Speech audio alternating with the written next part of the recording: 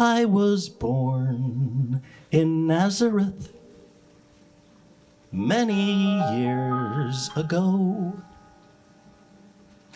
When I left, my stature only seemed to grow. Now you say you want me back, but here is my concern. You crossed me and ignored my words, so why should I return? Everybody's into me, but they don't seek to love their enemies or turn their cheek. They're busy shopping at a gun boutique. Why would I ever come back here? You like to say you love me, but you never tried the stuff I told you on that mountainside. But you adored me once I up and died. Why would I ever come back?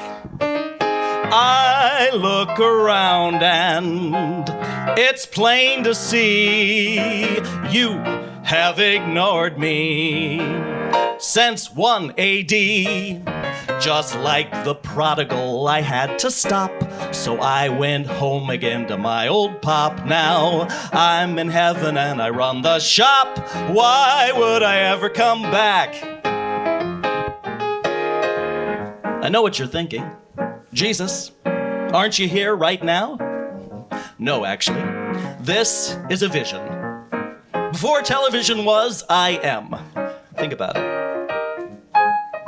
You know, everywhere I appear on this crazy planet, one question comes up over and over. Jesus, what happened to your hair? I like to remind people that I am about 2,025 years old at this point. I think I'm looking pretty good. If you were thinking about my hair, I forgive you. Can't help myself. Ladies and gentlemen, the blessed and highly favored stylings of Mr. Kenneth Gartman.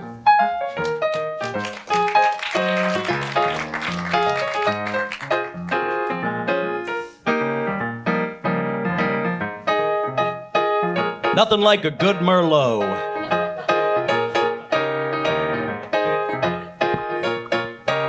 I told you greater miracles will you perform. Well, I walked on water and calmed a storm, but you made hurricanes the brand new norm. Why would I ever come back here?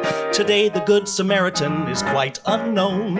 You leave that fella in the ditch alone, but first you bitch about it on your phone. Why would I ever come back?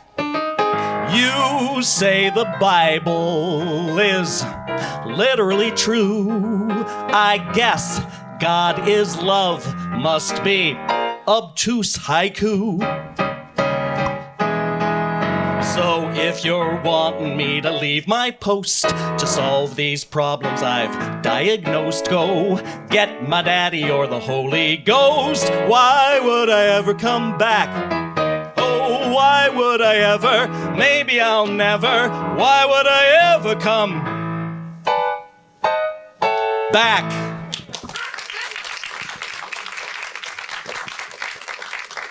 Thank you. Thank you. I'm here all week. So that was a little song I wrote a few years ago, and it kind of seemed appropriate for today's talk about kind of, you got to do the stuff, right? Not just sort of like think about it. And Jesus was upset about that even 2,000 years ago. Today we're talking finally about the fifth principle, and I made you wait for this one. I made you wait a couple extra months, but this is the fifth and final talk on the principles of unity. We started, when was it? Back in June, I think, June or July, with the first principle. So Matthew 7:24 through 27 is, I think, the inspiration for the talk and the song. The Sermon on the Mount, in fact, ends with this, Matthew 7:24 through 27. And this is the translation I like from the Message.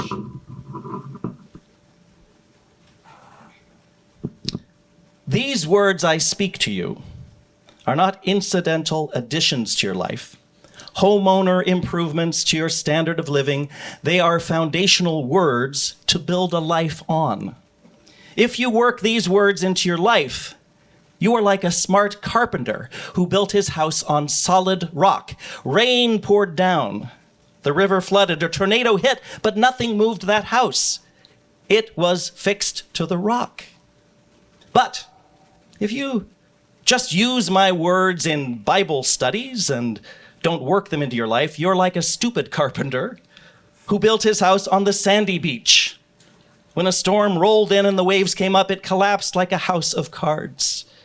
When Jesus concluded his address, the crowd burst into applause. They had never heard teaching like this. It was apparent that he was living everything he was saying, quite a contrast to their religion teachers. This was the best teaching they had ever heard. You see how he put the passion back into that in the message? And I love that. And so that, in a nutshell, is why we here are the school of practical Christianity. We want to be the smart carpenters building awesome and amazing lives for ourselves and the world. So, here we are at the end of the series. Today's talk on the fifth and final principle, and I'd like to briefly review in case you've forgotten. Number one, first principle, God is the source and creator of all. There is no other enduring power. God is good and present everywhere. Number two, we are spiritual beings created in God's image. The Spirit of God lives within each person, therefore, all people are inherently good. Three, we create our life experiences through our way of thinking. Four, there is power in affirmative prayer, which we believe increases our awareness of God. And five, knowledge of these spiritual principles is not enough. We must live them. Live the Sermon on the Mount, as Jesus challenged us to do in Matthew 7. Or look at Luke 6:46, where Jesus says, "Why do you call me Lord, Lord, and not do what I say?" And you can find many quotes of Jesus where he goes after hypocrites, people who look holy but don't love, forgive, or understand. And he keeps saying, don't be like them, over and over. And yet that's not the main message, it seems, that we hear in a lot of traditional Christianity, about doing what Jesus said, as opposed to worshiping him. I love James 1:22, normally translated as, do not merely listen to the word and so deceive yourselves, do what it says. Right? They're talking about Jesus here. But the Passion Translation has a more colorful take. Don't just listen to the word of truth and not respond to it, for that is the essence of self-deception. So always let his word become like poetry, written and fulfilled by your life. I think that's a beautiful way of saying it. So it's clear even 2,000 years ago, they felt the need to say this, because we tend to get stuck in our heads. As important as these principles are, they are really just pointers to something transcendent, an experience of something, not an intellectual thesis to be debated, like how many angels can be on the head of a pin. You remember that one? The late Episcopal Bishop John Shelby Spong of Newark brilliantly captured what I'm getting at in his book, Why Christianity Must Change. He said, quote, "This point must be heard. The Gospels are first-century narrations based on first-century interpretations. Therefore, they are a first-century filtering of the experience of Jesus. They have never been other than that. We must read them today not to discover the literal truth about Jesus, but rather to be led into the Jesus experience they were seeking to convey. That experience always lies behind the distortions, which are inevitable since words are limited. If the Gospels are to be for us revelations of truth, we must enter these texts, go beneath the words, discover the experience that made the words necessary, and in this manner, seek the meaning to which the words point." And that's John Shelby Spong. I love him. In other words, there is an experience beneath the words, so we challenge ourselves into a fuller life to see past our limited assumptions and biases to this experience of the divine as us.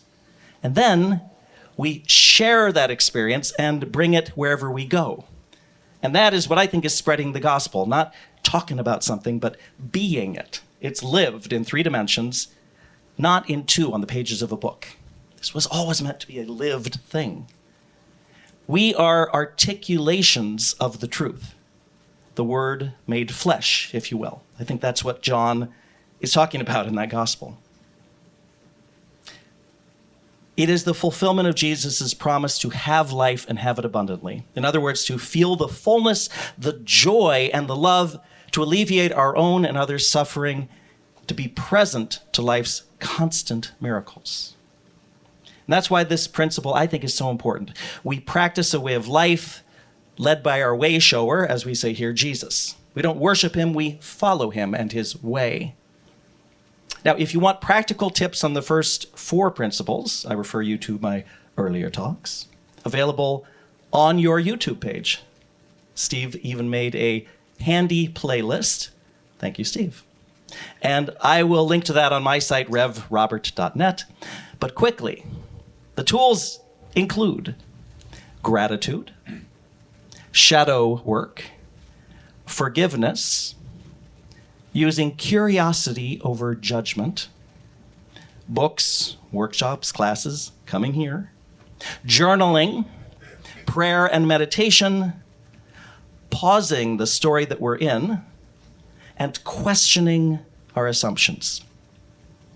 As time goes on, it becomes easier to remember these tools and to use them as situations come up, or maybe just afterwards. We practice the 5th principle by practicing the first 4, and by remembering to look beyond thoughts and concepts to what's going on inside us, and taking responsibility for our life. Ultimately, life itself, I believe, is the practice, whatever comes up. And we bring our new awareness, our new realizations and challenges, our desire to forgive or rewrite our stories, all of that, all that comes up in the course of our life, we bring that into prayer and meditation with us, into the place of spaciousness, allowing a higher power to come into the space and offer guidance or solace. Now, let me be clear about something. When I say your life can be your spiritual practice, I'm not saying to be on yourself like a dictator, finding your every fault and using it as fuel for the work of spirituality. No. In order to make whatever comes up in your life into your practice, I think first we have to be kind to ourselves. We can all afford to make that a priority. Being aware of how you talk to yourself, just being aware of that is the first step. Don't criticize yourself or feel discouraged. Just see what you're saying to yourself, observing it, and maybe just pausing. Remember, you can only love your neighbor as you love yourself. That is, I believe, part of the deeper meaning of that. I like to emulate Christopher Robin when he'd speak to Winnie the Pooh and lovingly say, "Silly old bear." You hear how that's a more loving way to catch yourself in an error? In the chaplain training that we have each month, one month they brought in a reading that said, lightheartedness and humor are signs that you're on the spiritual path. And I loved that. And I think it's true, a lightheartedness. And let's remember, too, there's not always something to do. Important for those out there who like to do things all the time, right? Remember that saying, don't just do something, sit there. Be with what is, sit. Sit quietly. Take time to practice and process and be. Letting go is a spiritual tool. Finding silence. And here's one that really helps when we're feeling stuck. Acceptance. Now, I read what Eckhart Tolle had to say about this, and I loved it. He says, if you have $1.32 in your bank account, it's not that you're accepting that you're poor, or you're accepting you're done, or you're finished. All the stories we tell about it.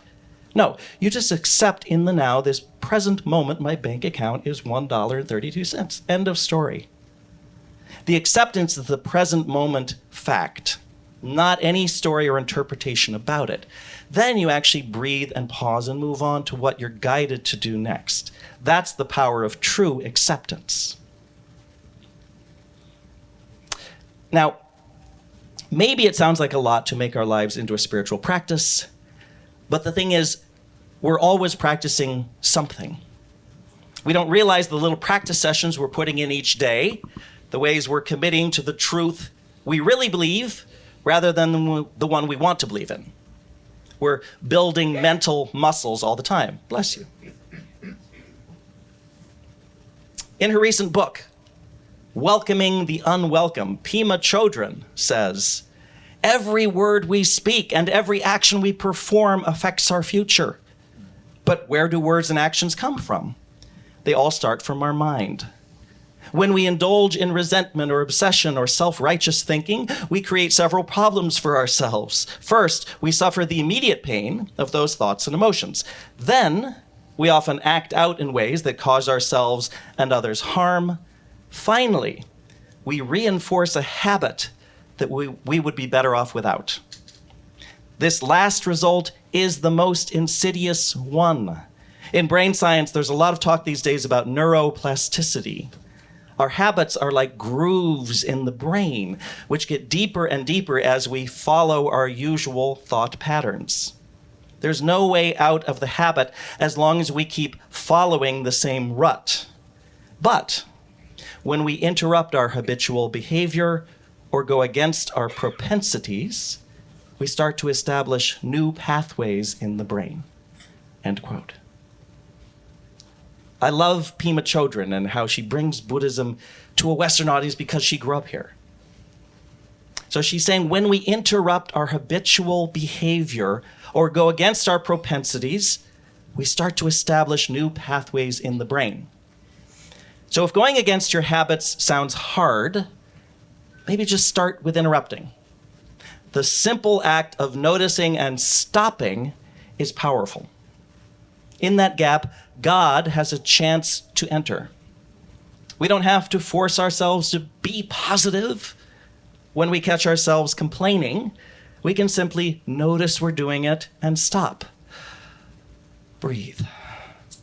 Be with our feelings. Maybe say something reassuring to ourselves, and then we move on. It's the catching it and stopping that is most crucial. It's the automatic habits we have that are most important, the ones we don't even see. That's why community and classes, books, and workshops coming here are so helpful. They give us an outside perspective. Habits build minds in our house, as Jesus put it so eloquently, and unity is like our workshop. So maybe our symbol shouldn't be a cross, but a hammer, because Jesus was, after all, a carpenter. And it occurred to me just last night, maybe that was a metaphor that the Bible writers were putting in because he was building something, right? Jesus was building something bigger. We don't know if he was really a carpenter, but man, is that a good metaphor. So in short, we have choices. Spiritual authority, as I said a couple of talks back. We can try new things, and like training for a marathon, we start small and gradually build. In that same book, Pema Chodron says any experience can be made into a further blockage or can become a way of freeing ourselves. And she gives the example of a fly landing on your leg. Boom, you try to kill it. It's automatic. But maybe that's practicing a kind of unconscious violence that you're uncomfortable with. So you might put your hand next to it to encourage it to move, or just be with it and let it stay if you're able to do that. And the point is to become conscious of our actions and reactions. So she concludes, this transforms the fly's visit from an annoying event into an opportunity for sowing seeds of kindness and tolerance and appreciating the sacredness of life.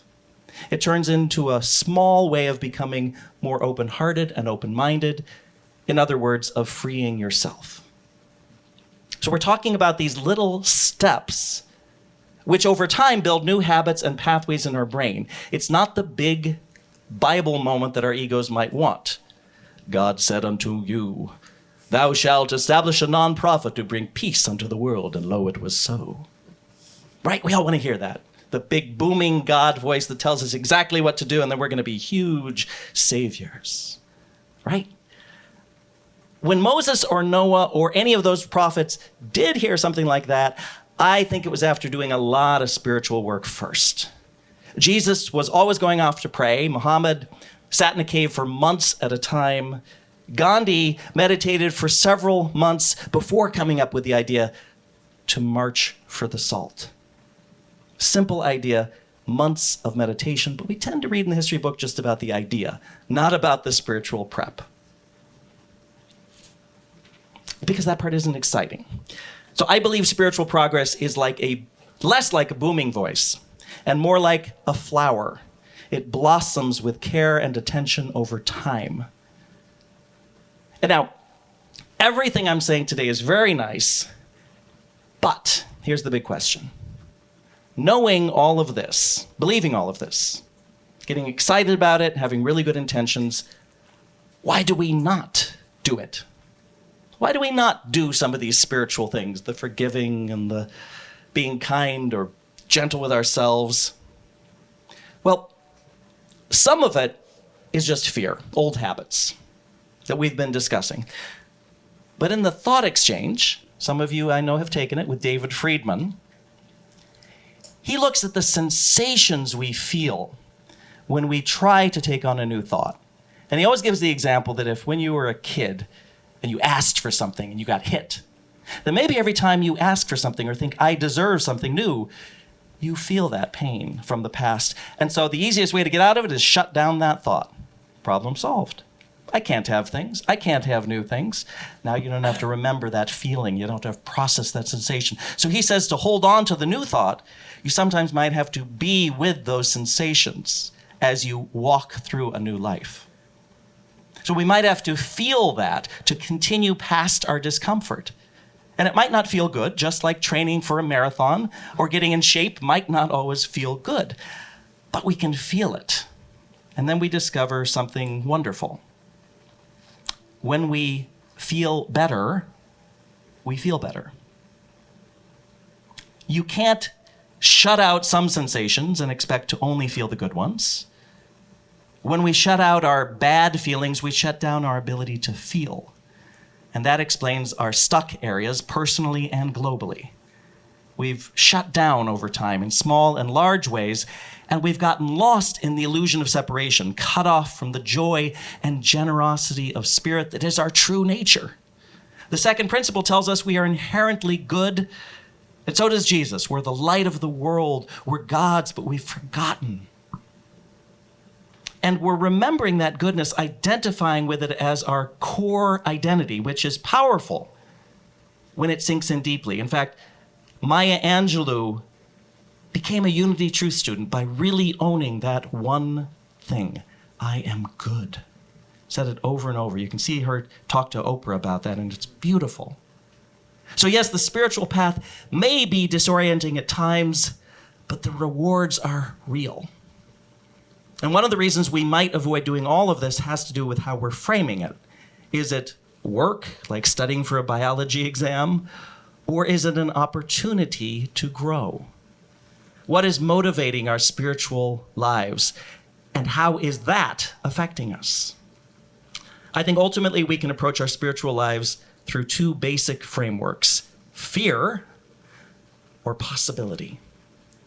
And I think it's self-evident that the fear approach has failed miserably to produce the world and the lives we want.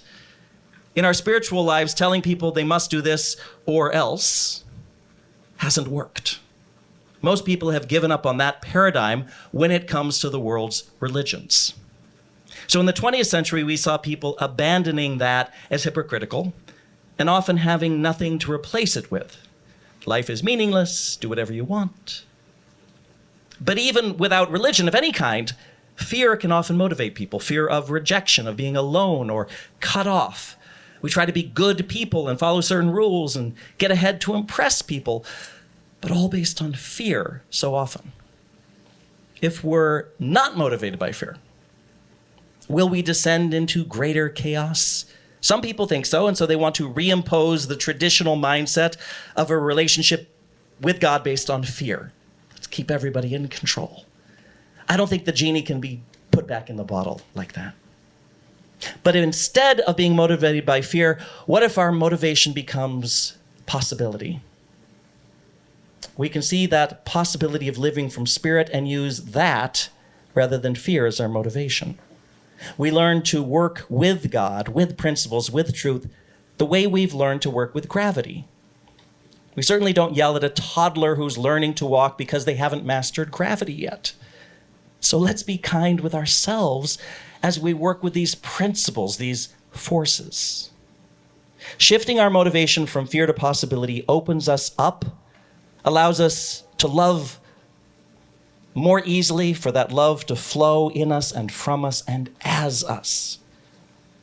And let's remember that doing this matters. If the world really is a hologram, as I said when we looked at the first principle, then you are the universe. You are God's hands and feet. Now, I started this series by looking at these principles through a lens of interdependence. What we do ripples into the world in ways we cannot measure.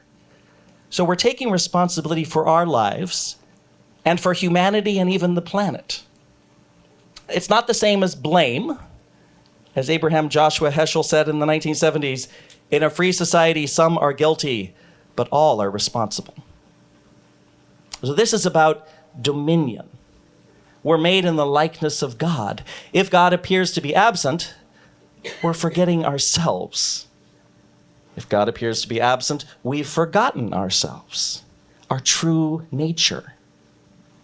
These 5 principles are a guide to knowing who we are and acting from that inner state wherever we are, bringing that new inner state into the outer, a new heaven and a new earth. I believe we're here to bless and be blessed, to live fully and open that possibility up to everyone, so we come together and create the kingdom of heaven right here. But can each of us really affect the whole? Can we really make a difference in our small, maybe we think, lives? Well, if you want to know the potential of one act, here's a story from the late Episcopal Archbishop Desmond Tutu of South Africa. When asked what was one of the formative experiences of his life, Tutu replied, quote, "One incident comes to mind immediately. When I was a young child, I saw a white man tip his hat to a black woman. Please understand that such a gesture was completely unheard of in my country. The white man was an Episcopal bishop, and the black woman was my mother." End quote. And that was a formative event for him. We can never know the ripple effect of one small act. A tip of the hat led to a world-famous hero who himself became an Episcopal bishop and a Nobel Peace Prize laureate. Never underestimate the power that your raised consciousness has on the world. In fact, assume that it leads to and even is part of world peace. The kingdom really is in the mustard seed. So let's be a blessing today.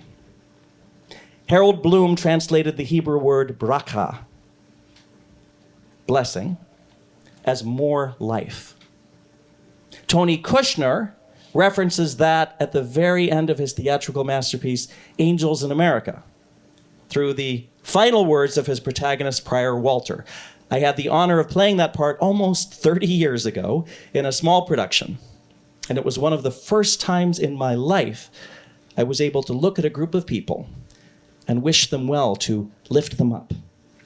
I didn't know it then, but I was taking the spiritual principles I'd been studying and putting them into practice in that moment, in a way that felt new and important.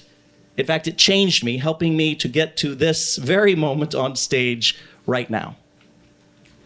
And so, I'd like to close this series with that same benediction from Angels in America. You are fabulous creatures, each and every one. And I bless you. More life. The great work begins.